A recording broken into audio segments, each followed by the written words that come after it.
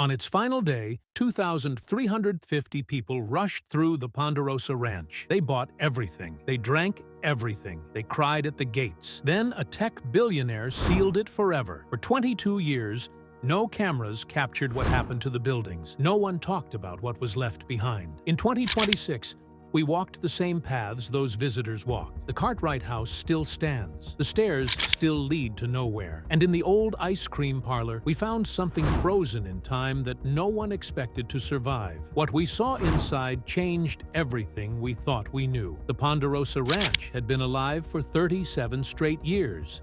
And for many people, it felt like part of their childhood. That is why the morning of September 26th still feels heavy even now. The gates opened like any ordinary day, but everyone sensed something different in the air. It was the final day, the last time anyone would walk those paths. What made it even harder was that the ranch was not struggling at all. In fact, 2004 was its strongest year ever. Around 250,000 visitors arrived that year, the highest in its history. Even the last weekend felt unreal. On September 25th, the ranch saw 2,200 people. On September 26th, exactly 2,350 visitors poured in, making it the biggest single day the park had ever seen. People cried at the entrance. They held on to each other as they walked inside. By evening, the gift shop was stripped empty because fans bought anything that could help them hold on to the place a little longer. Food was gone. Drinks were gone. Even beer ran out before noon. No one wanted to leave. They stood by the gates whispering goodbye, as if they were saying farewell to an old friend. Behind all of this, something else was happening. Tech billionaire David Duffield had quietly purchased the entire 570-acre property for around $55 million. Government officials had tried to gather public funds to protect the land. They had assembled more than $50 million and hoped to turn the area into a conservation site with hiking trails and open access. They were certain the plan would work until Duffield's private offer arrived and crushed everything. The moment he took ownership, he sealed the land. Chain-link fences went up within weeks. Signs warning people to stay out spread around the entire perimeter. The place that once welcomed families now became a forbidden world, locked away forever. After the gates closed and the crowds disappeared, silence fell over the ranch. The buildings that once echoed with laughter began to fade. Volunteers from the Thunderbird Lodge Preservation Society rushed in because they knew weather and vandalism could destroy everything fast. They treated the abandoned ranch like a delicate attic full of memories. They saved wagons, buggies, mining tools, and old automobiles. They moved anything that felt like history. One of their most careful rescues was the small white wedding chapel. It had originally been built in 1871. In the 1960s, it had been moved to the Ponderosa Ranch and became a spot where thousands took photos. To save it, volunteers labeled each wooden plank, took the chapel apart piece by piece, then transported it more than 300 miles to Lamoille, Nevada. There, they rebuilt it exactly as it had been, and it still hosts weddings today. Even the famous Cartwright ranch house was not lost. Preservation teams numbered every log and stored them in containers, waiting for enough money to rebuild it someday. By around 2010, most unsafe structures had been removed, and nature slowly began to reclaim the land. Today, if you walk close enough, you can still see faint wheel ruts pressed into the dirt, reminders of the wagons that once carried excited visitors up the mountain. Among the forgotten pieces of the park were the fiberglass horses. People loved them because they could sit on them and pretend to be part of the Cartwright family. Families lined up for photos with those fake horses for decades. The horses stood near real iron hitching posts that had once been part of old Western sets. When the ranch shut down, these fun photo spots were left behind. Volunteers focused on the most important artifacts, and the fiberglass horses simply remained where they were. Over time, the forest took them back. Pine needles piled on their backs. Ferns grew around their legs. Branches wrapped around the hitching posts. Those bright photo stations became silent figures, swallowed by the woods, hidden under 20 years of slow growth. They now sit quietly on the mountain, holding memories of the 250,000 people who walked the ranch in its final year. The main ranch house had always been the heart of the attraction. When the park opened in 1968, the full-scale replica of the Cartwright home became the centerpiece. Bill and Joyce Anderson built it after tourists kept asking where the real Ponderosa was. It stayed open for 37 years, right up until Duffield bought the land in 2004. The house had a trick inside it, though. The second story was only a facade. The staircase led nowhere because bedroom scenes from the show were filmed in Burbank Studios in Hollywood. Only the living room, kitchen, dining room, and office were real. In 2020, volunteers from Foundation 36 began moving parts of the sets and exhibits almost 300 miles east to Lamoille. They did it with the help of a $10,000 tourism grant. Today, at the original site in Incline Village, nothing remains except old foundations hidden on private land that the public has not been allowed to enter for more than 20 years. The cemetery at the ranch once pulled people into the emotions of the show. It stood on a ridge near the main house at coordinates 39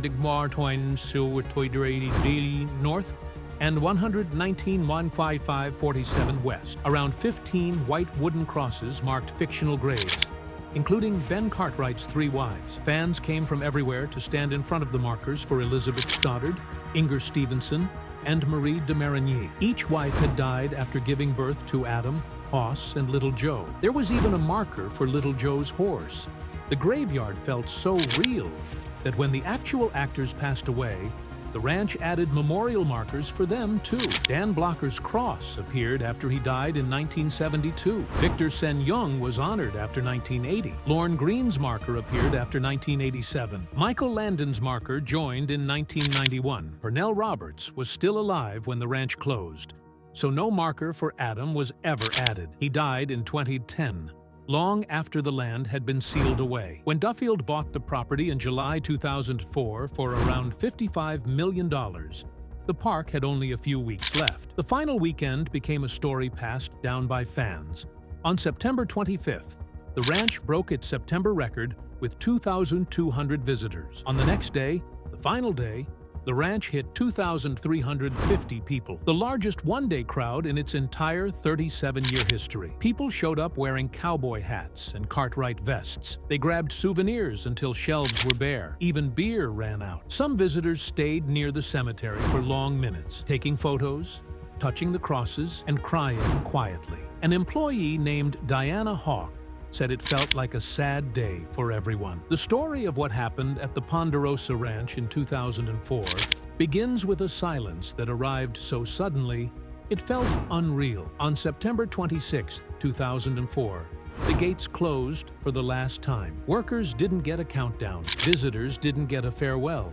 One moment, the ranch was alive with families riding Conestoga wagons up the ridge, hearing fake outlaws shout their cheesy lines, and eating the 3 million Hoss burgers served over its 36 years. The next moment, everything froze. The reason was simple and shocking. Billionaire David Duffield had just purchased the 570-acre property for about $55 million, and he turned down a $50 million government offer that would have made the place a protected historical landmark. Instead of opening it to more people, he locked everyone out. The closure was so quick that volunteers rushed in with an urgency that felt almost like grief. They tried to save anything weather might destroy. Wagons, buggies, old cars, mining tools, and hand-painted signs were carried out piece by piece before the snow and the vandals took over. Today, when you stand there, only light wheel marks remain in the dirt, soft and fading, reminding you of the thousands who once walked through the same paths. Duffield later gave part of the land to a trust to keep it untouched, which meant the silence would last. As the silence settled over the ranch, the old Ponderosa house kept its secrets. Millions knew it as the grand 2-story home from 430 episodes, yet it had always been a trick. The building was only 1 story tall, dressed up to look bigger. Inside the replica at the park, visitors climbed stairs that led to nothing at all. The real bedrooms were filmed at Burbank Studios, 250 miles away. Only the living room, kitchen, dining room, and office actually existed on site. And the right side of the house never existed. because a highway sat too close. That forced TV crews to shoot only from the front. It created a strange effect for visitors who passed through. They'd see carved wooden figures of Ben Cartwright at his desk and Hop Sing in the kitchen, frozen mid-task like wax versions of people who had never really lived there. Little Joe's green corduroy jacket and Hoss's brown suede vest hung on a rack, as if the brothers had stepped out for a minute and might return at any moment if you waited long enough. If you kept walking past the house and followed the overgrown path, you'd reach the mouth of the old mystery mine. The entrance was still there, though buried in weeds, leading into a 50-foot fiberglass tunnel that once thrilled families. When you stepped inside with a flashlight, you'd see collapsed ceiling beams and scattered prop gold nuggets made from real brass. Each one weighed about 2 ounces. The air felt heavy because this part of the ranch held a secret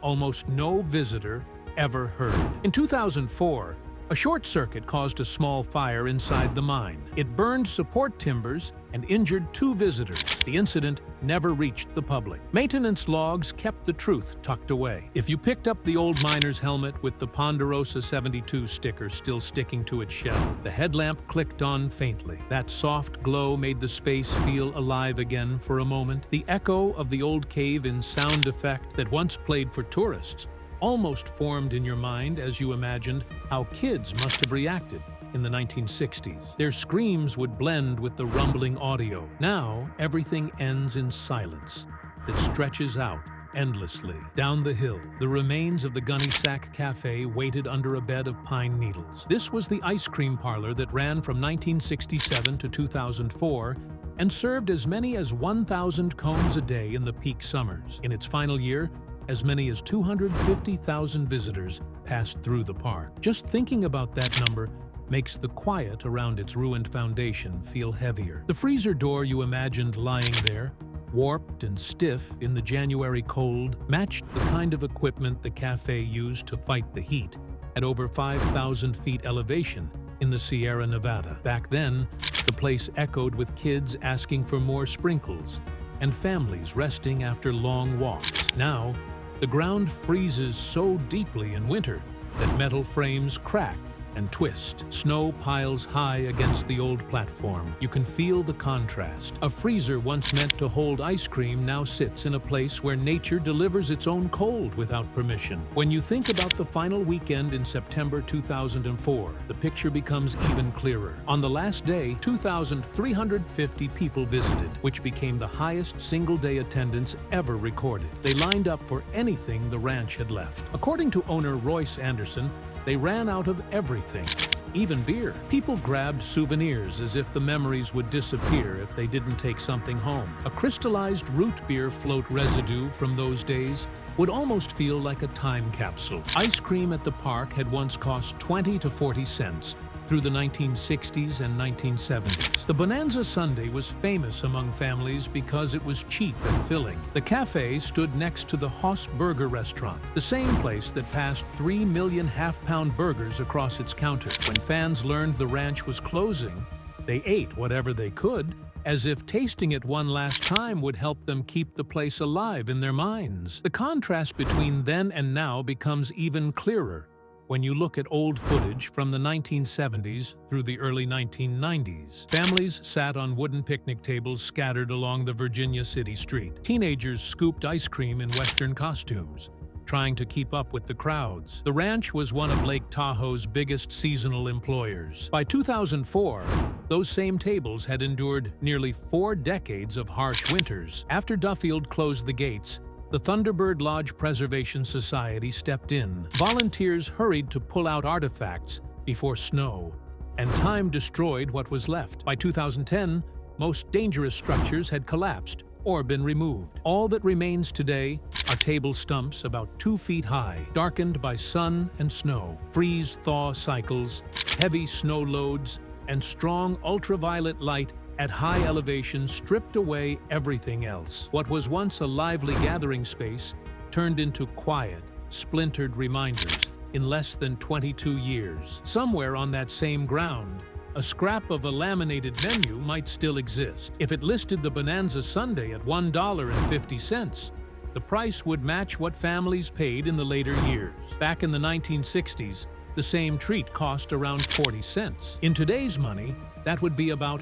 $5. Ice cream prices rose more than 300% between 1977 and 2025. A laminated fragment would show the yellowing caused by decades of sunlight at high altitude, where the ultraviolet exposure is far stronger than at sea level. During the final weekend of September 24 to 26, 2004, fans took anything they could find. Tin cups, ashtrays, even displays that once sat behind counters vanished into bags. Today, original Ponderosa Ranch items sell for high prices online. Some of those rare pieces sit behind glass in museums in Nevada and California, keeping the ranch alive in small ways. And when you imagine that menu card lying in the cold, dry air of the Sierra Nevada, you can almost feel how time holds on to certain memories even after the place itself is gone.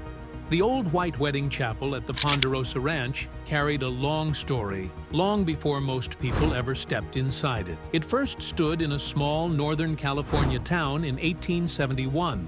Then, many years later, Bill Anderson took it apart piece by piece and moved it to Incline Village in the 1960s, when he helped build the Ponderosa Ranch theme park. When the park reached its peak, this little chapel became one of the busiest spots on the property. Couples came from everywhere because it felt warm and old and full of memory. At times, it hosted as many as 15 weddings every week, which added up to nearly 780 weddings every year, from 1968 to 2004. People loved the way old-time preachers performed Western-style ceremonies, and the prices stayed friendly, usually between $75 and $150, depending on the size of the wedding. For some couples, it felt like stepping into a story. But in September 2004, when software billionaire David Duffield bought the entire Ponderosa Ranch and shut the gates, the chapel finally fell silent. It waited for its next chapter. Years later,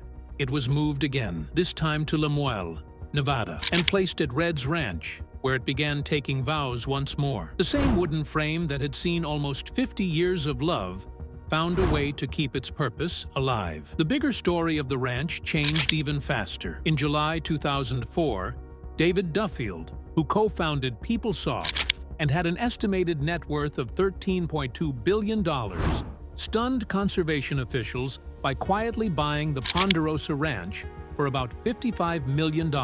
Public agencies had spent years collecting more than $50 million to buy the land for hiking trails and protection, hoping to open the 570-acre property to everyone. When Duffield's offer came through, their plan collapsed. The Anderson family chose him because his offer was fast, private, and slightly higher than the government's complicated proposal. What made the timing even more heartbreaking was that 2004 was the ranch's best year ever. About 250,000 people visited that season, and on the final day, September 26, 2004, a record crowd of 2,350 people rushed in for one last look at the Cartwright world. Fans, workers, and officials all felt the loss deeply. Once Duffield took control in September 2004, things changed instantly. Fences went up, warning signs appeared. The public was shut out almost overnight. He kept saying he had no plans to build anything and wanted to prevent reckless construction, yet the gates stayed closed. The ranch ended that day, but time revealed another part of his vision. In 2016, 12 years after the purchase, David and Cheryl Duffield donated an 18.6-acre piece of land called the Bull Wheel property to the Nevada Land Trust. This land became the missing link that finally connected the 7-mile incline flume trail from Met Rose Highway to Tunnel Creek. The Bull Wheel site held an old structure built between 1880 and 1894, used during the Great Incline of the Sierra, one of Lake Tahoe's most dramatic lumber operations. Later, in March 2021, that donated land officially shifted into the National Forest System, which helped protect Tahoe's scenery and water quality for future generations. The Anderson family felt the ending in a personal way. On September 27, 2004, after the gates closed, Royce Anderson stood quietly as crowds drifted away and whispered that it was truly the end of an era. That entire final weekend turned into a wave of emotion.